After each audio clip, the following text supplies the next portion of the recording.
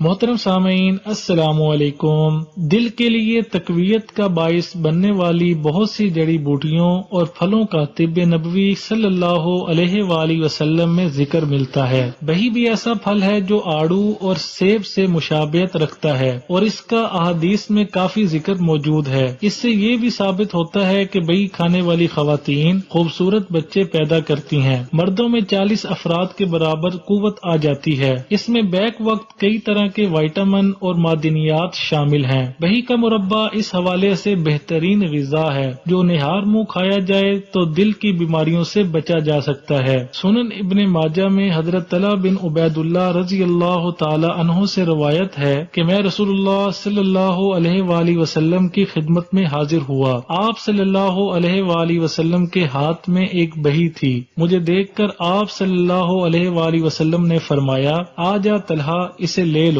اس لیے کہ یہ دل کو تقویت پہنچاتی ہے۔ اسی حدیث کو سنن نسائی نے دوسرے طریقہ سے بیان کیا ہے۔ طلحہ نے بیان کیا کہ میں خدمت نبوی صلی اللہ علیہ وآلہ وسلم میں حاضر ہوا۔ نبی کریم صلی اللہ علیہ وآلہ وسلم صحابہ کرام کی ایک جماعت کے ساتھ تشریف فرما تھے۔ آپ صلی اللہ علیہ وآلہ وسلم کے ہاتھ میں ایک بہی تھی جس کو الٹ پلٹ کر رہے تھے۔ جب میں آپ صلی اللہ علیہ وآلہ وسلم کے پاس بیٹھ گیا، آپ صلی اللہ علیہ وآلہ وسلم نے بہی میری طرف بڑھائی، پھر فرمایا کہ ابو ذر، اس کو لے لو، اس لیے کہ یہ مقوی قلب ہے، سانس کو خوشگوار کرتی ہے اور سینے کی گرانی دور کرتی ہے۔ بہی کے حوالہ سے بہت سی احادیث موجود ہیں۔ ایک حدیث کے مطابق نبی اکرم صلی اللہ علیہ وآلہ وسلم نے فرمایا، اپنی حاملہ عورتوں کو بہی کھلایا کرو، کیونکہ یہ دل کی بیماریوں کو ٹھیک کرتا ہے اور لڑکے کو حسین بناتا ہے۔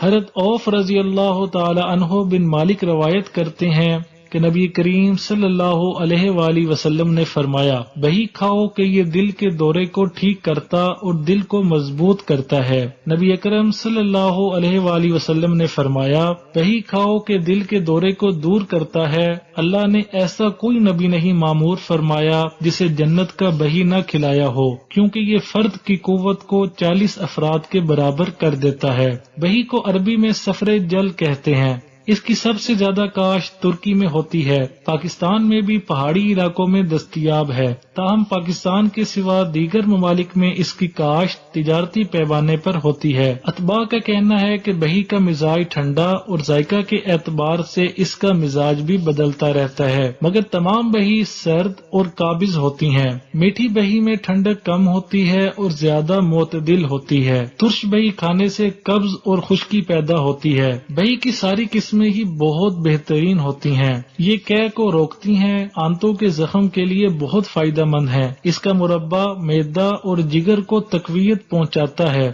دل کو مضبوط کرتا ہے اور سانسوں کو خوشگوار بناتا ہے۔